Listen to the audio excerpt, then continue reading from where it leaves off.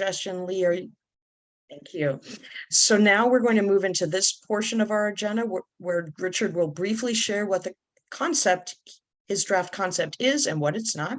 We'll do a Lectio Divina style reading of the draft concept, paragraph by paragraph with no comments. Then we'll do another paragraph by paragraph reading with group reflections as we go through each paragraph. And Richard will just listen to that part. Then we'll have full group discussion, which includes Richard. Okay, so let me stop. Well, very simply. Yes, go ahead. It is not a manifesto. It is a gift. That's all. Right. Beautiful. So now I'm going to screen share this piece. All right. It's a gift, not a manifesto. And here, and those of you who printed it in advance and want to have your print copy are welcome to have that out now. And I am going to have it on screen share for all of us. So I'll read this introductory part. And then I'll invite Janet if you'll read the first paragraph. Let me just to make it as smooth as possible. Let's have it be Janet and then Michael and then Peter. And then at that point, Peter, if you could call on the next person, but leave just a few seconds before you jump to the next paragraph. So me, then Janet, first paragraph, Michael, this one, Peter, leave a few seconds, and then Peter will start, we'll do mutual invitation after that. All right. Taking a couple deep breaths just to be ready to receive this. Draft concept, July 13th, 2023. Context. Our climate species crisis is upon us here at emergency levels. Core need, an organizing form at the local level, which is appropriate to our crisis. Suggested organizational form, a cooperative, collectively owned by a broad mix of local institutions and organizations of faith, labor, culture, and health. Dues and fee based. Suggested objectives. Deeply cut fossil fuel costs and emissions in institutional and organizational buildings and residential and small business buildings using heat pumps, solar and insulation as appropriate, funded extensively with current tax credits and recent federal IRA incentives, Inflation Reduction Act incentives.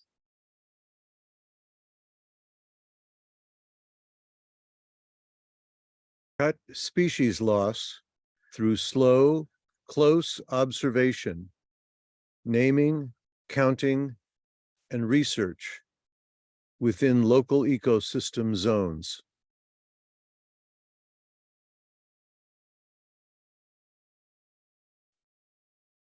Draw down carbon dioxide from our atmosphere into small local spaces of soils, using regenerative gardening practices, including growing food, within local ecosystem zones.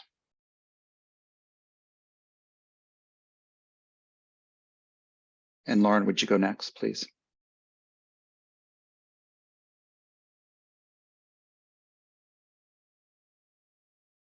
Develop stronger local mutual aid networks through member organizations and institutions, starting with members and expanding to neighbors within ecosystem zones. Allison?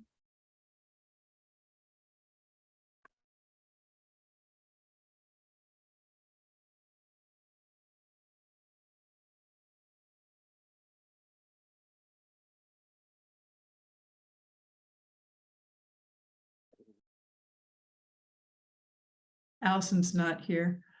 Janet, Lee, Cut fossil fuels and improve the quality of community life at a mature level of organization through negotiations for expanding the frequency and the density of free public transportation.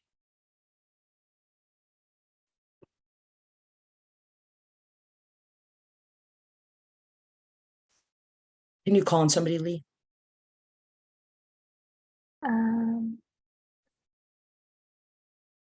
Chris, Establish leadership development paths by language and age groups to cover A, story-based relationality, B, basics on energy, climate, species loss, and their roots in political economy and its cultures, C, indigenous and other relevant spiritual traditions and worldviews. Richard, did you want to take a turn?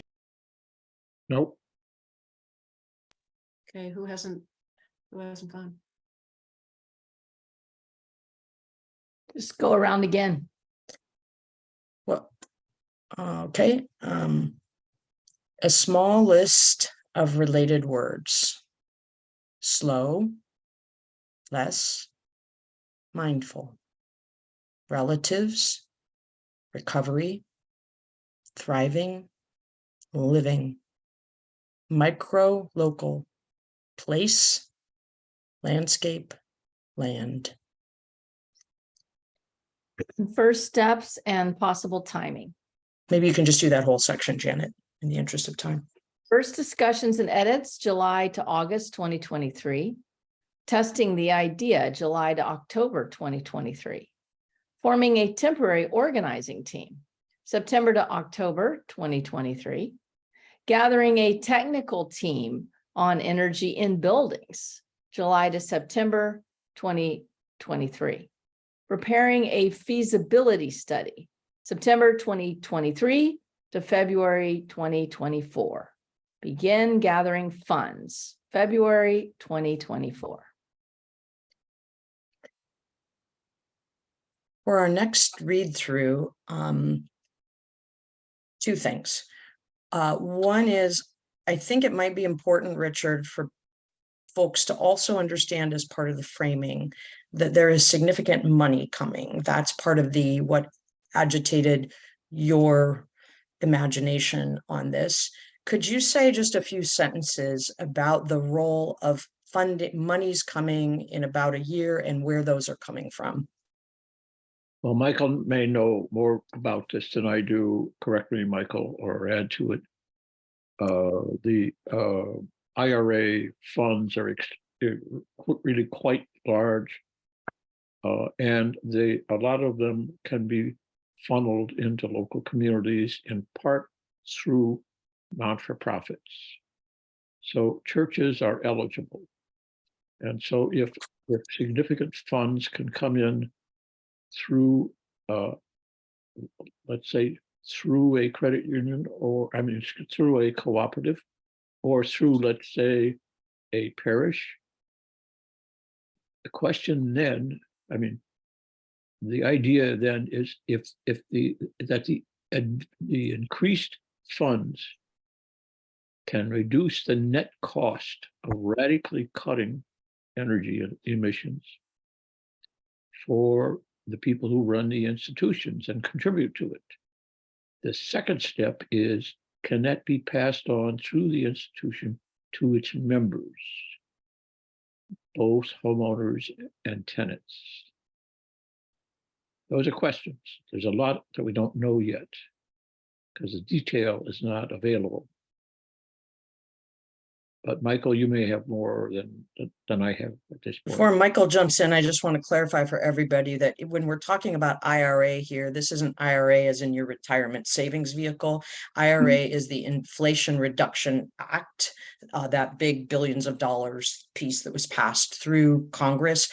And Richard had been directed to an article in the Wall Street Journal that had talked about the amount of funds that are going to be coming out.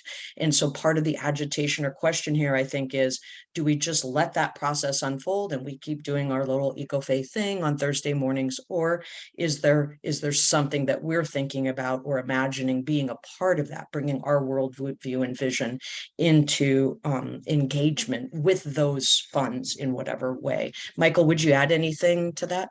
Sure, just a little bit. The funds are potentially serious, but if they're not signed up for, if people don't demonstrate that they're wanting to access and put those funds to the intended use, they will go away. And so it is critical that we do this kind of preparation and this planning.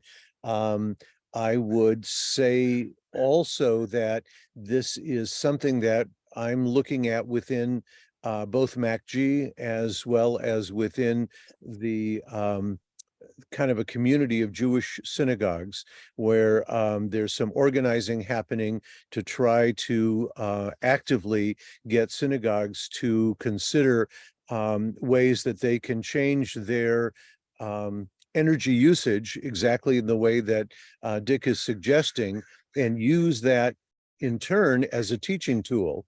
The demonstrated value of reducing their energy usage and becoming more efficient and more carbon neutral, and then using that as a teaching tool for the members within their institutions. I would also say that because of the crises that are happening, it also is of value to note that we should try to make our institutions that are getting these upgrades then to become resiliency hubs for the neighboring communities around them in times of need. So there's tons more to talk about, but let me turn it back to Richard. And we're going to do our next reading through where Richard's just going to listen.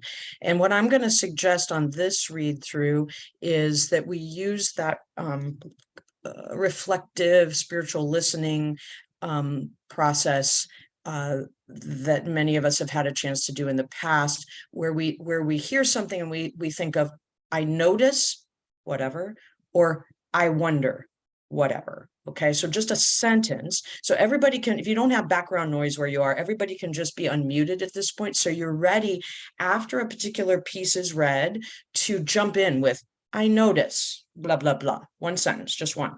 Or I wonder, blah, blah, blah. And then when we get through this, Richard, I'll invite you to be the first person to comment, because you might have heard some things that people noticed or wondered that you want to respond to, and that will then propel us into the rest of our conversation. So I'm going to do, yes. I'm sorry, I spaced for a second. Are you saying that as we're taking turns reading it right then in our paragraph, we can say that? Yes, you can say it, or anybody can say it. Anybody. Right? Correct. Thank you. The whole group can say it. So when I read a line, when I read a line and somebody wonders something, they just say, I wonder, or they notice, I notice, but just one sentence so we don't get into the whole detailed conversation right then. And if those of you who know, are experienced with this and comfortable with this can help model it at the beginning, it will make it a richer process. Draft concept, July 13th, 2023. Context, and same people will read the same parts, please. Context.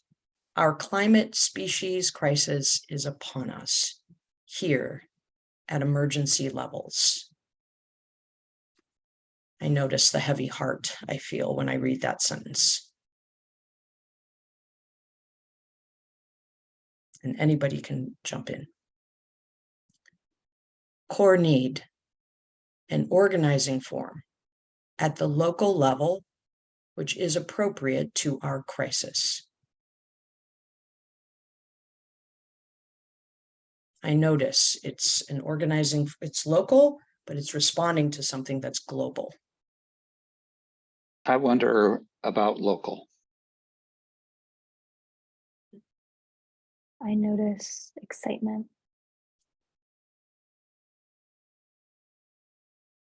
Suggested organizational form. A cooperative, collectively owned by a broad mix of local institutions and organizations of faith, labor, culture, and health, dues and fee-based. I wonder about dues and fee-based. I noticed that the business community isn't named, and I wonder if it wouldn't be important to include socially minded small businesses, especially, or socially responsible businesses, including workers and owners. I have basically the same wondering as Janet. Oh, it's my turn. Okay. Suggested objectives. Deeply cut fossil fuel costs and emissions in institutional and organizational buildings and residential and small business buildings using heat pumps, solar, and installation as appropriate, funded extensively with current tax credits and recent federal IRA incentives. I noticed doubt. I notice opportunity and action that can be demonstrative to other institutions not engaged in such a cooperative or collective, but who could learn from it and take similar actions. I noticed deployment.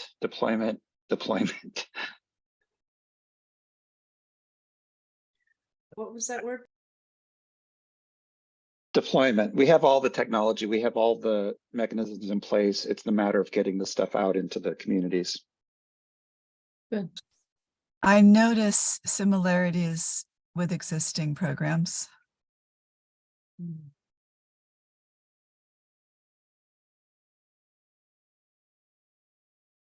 Cut species loss through slow, close observation, naming, counting, and research within local ecosystems. I notice slow and close. As an urban resident, I noticed the need for cooperation between urban and rural people. I wonder if schools could be included in part of the observation and involvement and make that part of learning. I wonder which scientific based organizations might already be doing this, and possibilities for partnership with them.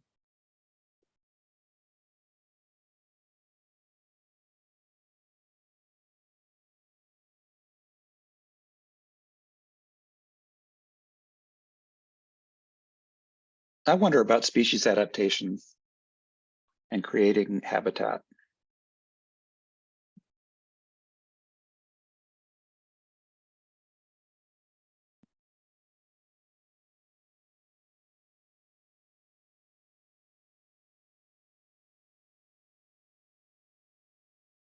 Is the next line yours, Peter? It is. Are we ready to go on? Draw down carbon dioxide from our atmosphere into small local spaces of soils, using regenerative gardening practices, including growing food within local ecosystem zones. I'm wondering if we could include here also language about changing our forest practices, because it is so local here in the Northwest, to preserving and nurturing mature forests and valuing them for the carbon drawdown impacts that they have. I would add mature trees. Mhm. Anywhere. I notice excitement about our community carbon initiative of eco-faith that we birthed with another vision Richard had, and excitement about how local homeowners can be engaged with carbon drawdown in ways that are manageable for them. Along the wonder- lines, sorry. You can go ahead. I think it was what Michael said earlier, but anyway, I wonder about, in addition to specifically naming forestry practices, about also promoting tree planting, local tree planting efforts, such as the chestnut tree planting nonprofit that Peter's friend is part of, and others. There's and tapping into national and global tree planting initiatives like Diana Beresford Kroger's BioPlan, Global Forest Revival Initiative, or other initiatives that involve planting trees. So I'm wondering just about as others are, about naming the role of trees here and promoting that. I wonder about broadening dead zones, or more specifically zones like my neighborhood where we physically cannot plant food in our soil because it's so polluted. I'm wondering about the same things Janet and Robin said, and they beat me to them both. But now that I'm thinking about it, I'm also wondering about drawdown more generally in aquatic environments, in wetlands, marshes, riverine habitats, tidal areas, the ocean.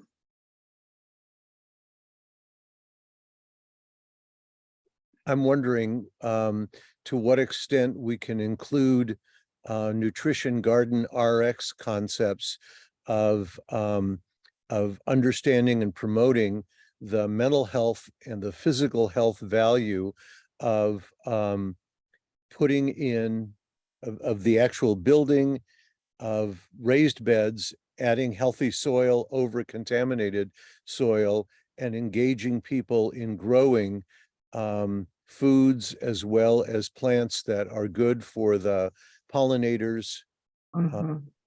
So that would help both the environment and actually be good for humans. I wonder about carbon taxes and carbon credits and getting that damn carbon priced into the economy so we can clearly know which of these things get taxed and which of these things get credits. Nice. Along that, I wonder about stopping offsiting of like carbon taxes or such things. I was also so right now we have a huge problem with a lot of the polluters in Colorado can offsite, so they're not necessarily putting the money that they have to pay on fees and pollution into like the neighborhoods that they're actually polluting. They're building trees or forestry elsewhere in the state and then calling it like they're, I don't know, balancing to become carbon neutral rather than actually fixing the places that they're polluting. Wow. Yeah, environmental justice. Totally.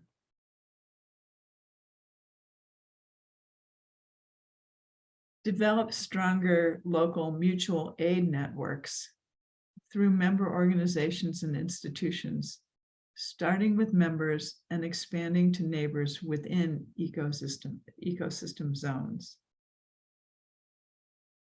I notice, I like this. I noticed that too, and I noticed that I think Jesus essentially went around and created mutual aid networks, so it's a Christian tradition. I notice a clear role for synagogues, churches, mosques, sanghas in this one. I notice what everybody has said and agree, and also wonder about, as part of this, explicitly investigating and promoting alternative economic models that might be in use or development already in Metro Portland, or that could be developed, such as barter economies, use of local currency. There's something called the Urban Farming Collective. Tapping into and investigating what's happening and partnering with that and looking for those models. And the reason for that being to just explicitly name the idea or the need to foster local economic resilience outside the global market economy to be prepared for impending collapse.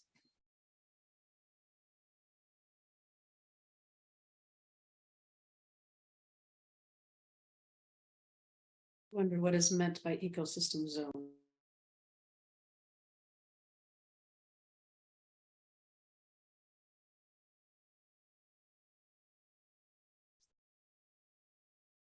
Yeah, we can move on to the next one.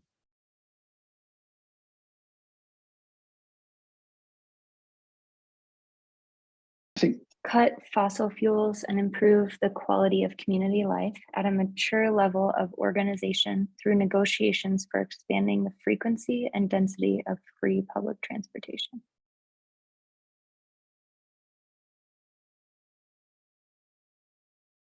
I noticed electric school buses and electric vehicle or electric means of transportation.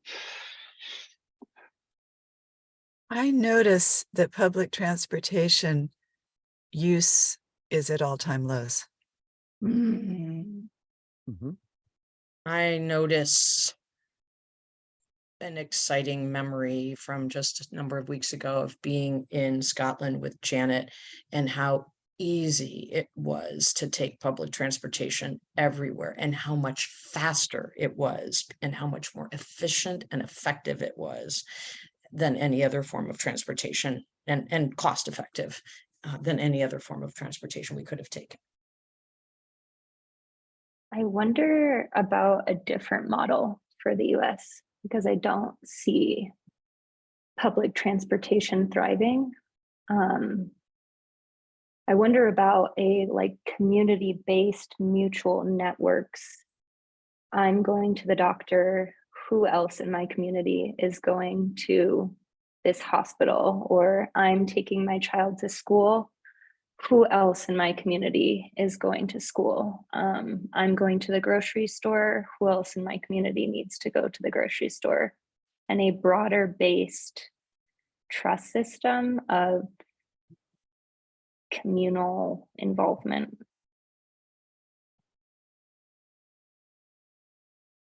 I wonder about investments in safe pedestrian movement and safe bicycle movement.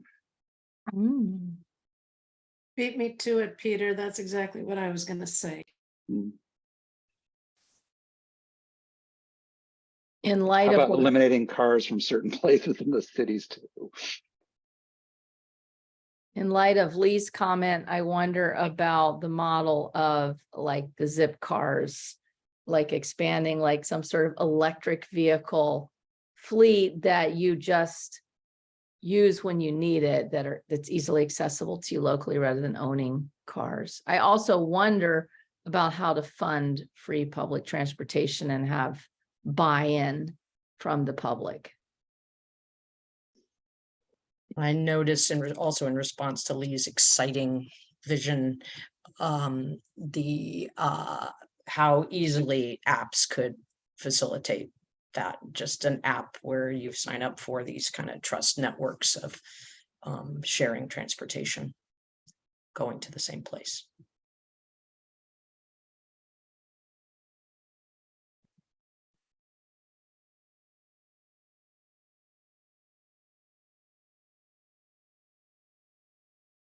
Should we go to the next one? Establish leadership development paths by language and age groups to cover a story-based relationality, basics on energy, climate, species loss, and their roots in political economy and its cultures, and C, indigenous and other relevant spiritual traditions and worldviews. I keep wondering where the high level of leadership and organization for all of this is going to emerge from.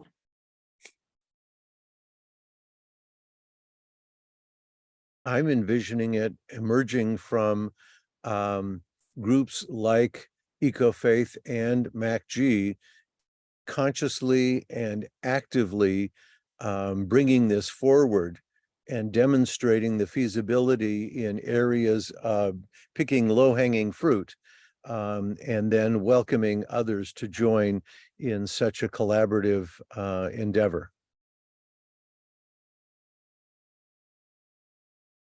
On this bullet point, I was wondering why not intergenerational? Why was it specifically said by age groups? I'm wondering about why not intergenerational. So I'm interested to hear from Richard on that. And I also wonder about adding a point D to this, which would be to build family, household, neighborhood resilience to withstand and recover from extreme climate impacts, and to support those around us to do the same.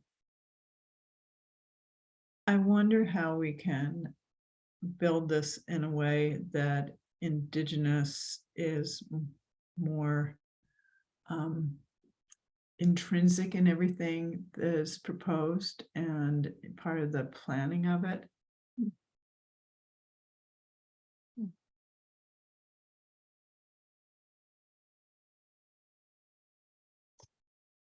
I'm wondering, given Ecofaith's limited capacity in some dimensions, but great vision and imagination of the kind of leaders that we draw, I'm wondering about a role for Ecofaith in helping convene conversations that get as many different kinds of organizations going on this, and bringing people together, learning from them, and just agitating the imagination and conversation across the whole of the region. I'm wondering about, oh, go ahead. I'm noticing just the ambitious scope here of all of these different dimensions, and wondering how one organization would achieve so many different focus areas for action in one cooperative, or whether more focus would be needed, at least or hard choices might have to be made at the beginning to do pilot initiatives in different areas. But I'm just noticing a little overwhelm, even though I'm so excited I notice the excitement, and I notice oh my gosh, how would you pursue all of these areas in one cooperative or in one period of time? I'm wondering about naming and centering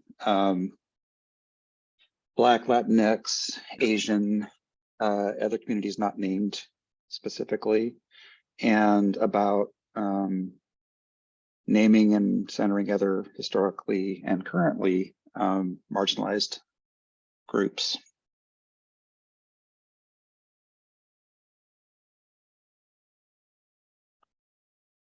A small list of related words: slow, less, mindful, relatives, recovery, thriving, living, micro-local, place, landscape, land.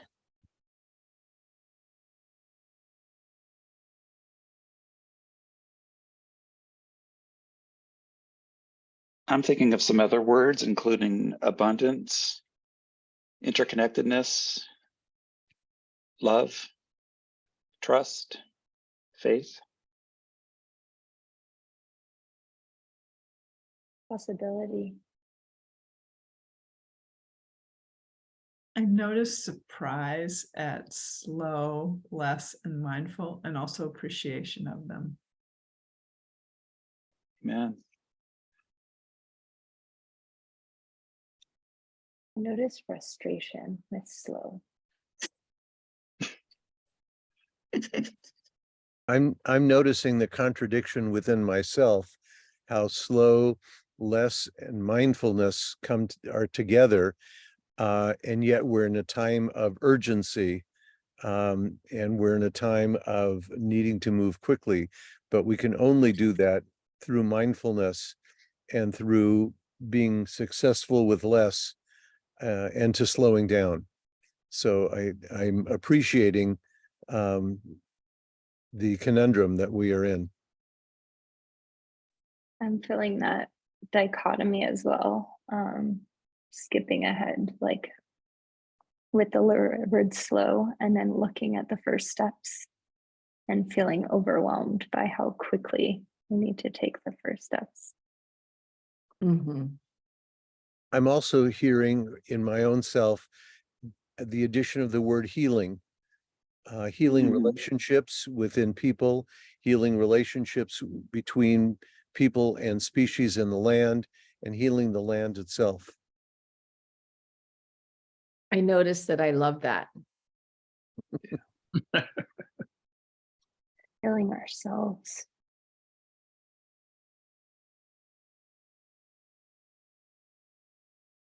Coming out of a week at Holden Village where we did some parts of a class that was somewhat related to all of this.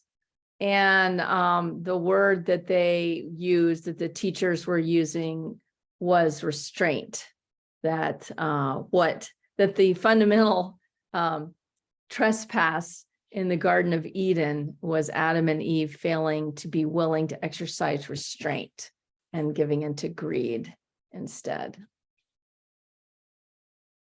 So restraint is a similar but somewhat different word than less. In the interest of time, Janet, could you read the final section? First steps and possible timing. First discussions and edits, July to August 2023. Testing the idea, July to October 2023. Forming a temporary organizing team, September to October 2023. Gathering a technical team on energy and buildings, July to September 2023. Preparing a feasibility study, September 23 to February 2024. Begin gathering funds, February 2024.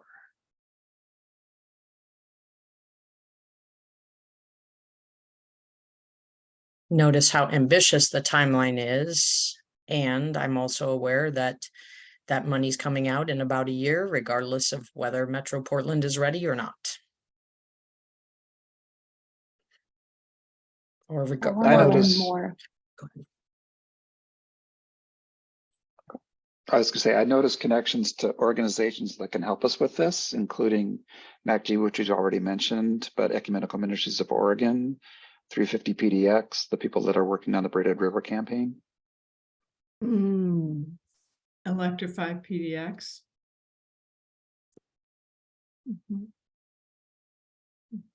Feeling isolated. I really love this timeline. And just like being in Denver and not having you guys or like a team like you guys, like this would be like a full-time job for someone. And I would like love to be a part of that, but also there's like no time and space for me to like devote, commit, Right. be a part of a volunteer situation where I would just be on my own. I mean, I know eventually like the purpose would be that you would spread roots and work together, but Yeah. I notice the importance of what we've previously discussed with EcoFaith, of expanding EcoFaith groups and chapters across the country so that there are fewer people like Lee feeling isolated and more people feeling empowered to create EcoFaith communities that they might need.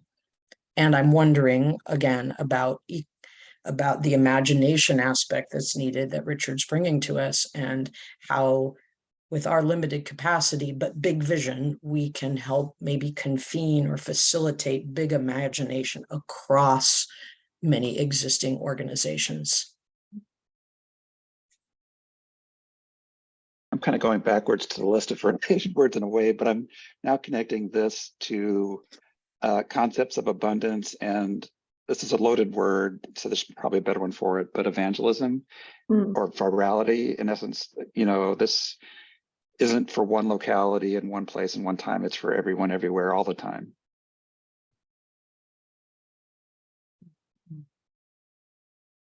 I'm noticing a tension within myself and that I feel is in the culture between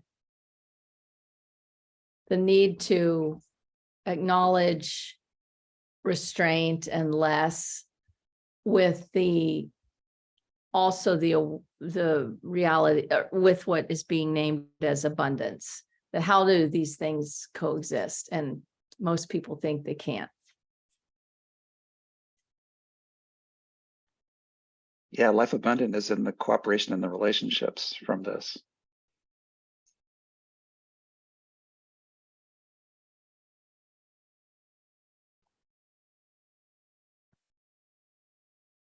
So on our agenda, we're supposed to be moving into next steps, but I really want to allow just a little time for Richard to respond to what you have had a chance to hear. We're not going to have a lot of time for additional conversation together, but I do feel that Richard, you have succeeded in stimulating our imagination in advance of a very important eco-faith retreat we're going into a week from this Saturday on August 19th. And I hope this has stimulated your imagination too by hearing some feedback. But let's just turn the floor back over to you now, Richard, as everybody waves to Liam, Lee's son, Liam.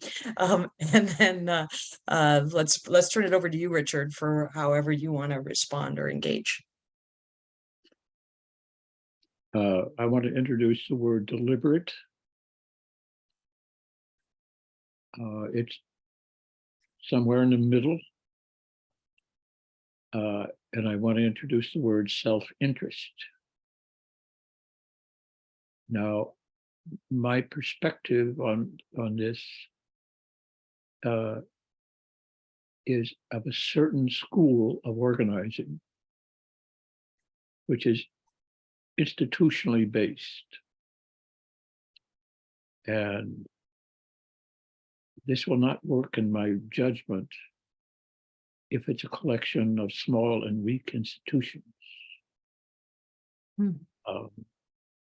We have to have in the middle of this, if you look at the synagogues and Michael's suggestion of a group of synagogues, that's exactly what I'm talking about.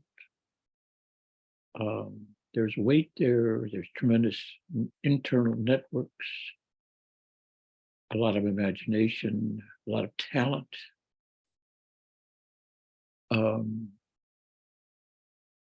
And so it seems to me, well, and I think it's important, and we may have an opportunity here to have serious conversations with the Catholic pastors that are running significant institutions with real pressures on their budgets. Now, it's very exploratory at this point. Exploratory this is not a sales job, because we're in a crisis of, I can't add to that. So the core here of creative people, there are going to be some people who are in small institutions, that's fine, but we have to move quickly to a large base. We also have to move, as I think Peter said, or no, a couple of you have said, to the indigenous. We also have to, one of the reasons to attract the Catholic parishes is because there are significant, and this may be true of the Episcopals too, that is, Latin American people, where there's a good, and to draw on that culture, to draw on their sacred stories. So I think those are my, now, there are people who come from different schools of organizing who will say, no, this has got to be a movement. Well, I agree that there are aspects of it, but without clout, we cannot negotiate with contractors to reduce prices and maintain quality. And we'll get a bad reputation. The other part of this is we don't have to start everywhere. And we may say, oh, all right, the first 5 years, we can't do anything. Or we could say, you guys handle this. Give the species question to the schools and let them run with it. Bring biologists in, bring botanists in, help us learn how to count, help us learn. Maybe that's not, we don't start there, but in the process of these conversations, my hope is that people look at the whole thing and say, okay, the whole thing is overwhelming. But where can we start? My own prejudice is with institutions. The conversation is about their budget. If we can, the technology now, as Peter says, is available. We can cut institutional budgets 40 to 60%, sometimes more. And there are different ways to do solar. We don't have to have individual panels on everybody's roof. We can do that collectively. Mm. So those are my words, I guess. It's wonderful. Richard, I'm super grateful for you sharing this vision with us. It's a perfect timing for us, given the imaginative space we're moving into a week from this Saturday, looking at who and what eco-faith is now and moving forward and trying to ask some big questions together about that. In terms of next steps in regards to preparing for the retreat, yesterday Lee sent out a very helpfully combined packet with agenda documents and etc. And I'm going to turn it over to Lee to remind us of what our homework is in advance of the retreat. Yeah, so I kind of tried to take each leader of each group section, made kind of a one-pager, and I tried my best to try and combine it kind of onto one page. So this is kind of what it looks like. The idea is that you have some space to doodle, draw, write, think. So you can kind of take it as you'd like, and then just have spaces to write and reflect as you move through it. So maybe today there were some things you thought about that you'd like to jot down, but it's mostly just a tool to get you thinking. You don't need to write down anything if you don't want to, but just, yeah, some ideas or things. So, and then there are a few questions on a form that we've asked that you submit to us so we can get those posted before we head into our retreat. So this is kind of what it looks like. I think that Richard's story and then Richard's draft is like a great way to start dreaming of how eco-faith can fit into this, or what steps we want to take to move forward into this new vision. Lee, did you say you sent it already? Yeah, I think I sent it on Tuesday. Oh, retreat packet? Yeah. Oh, good. Okay, great. Great.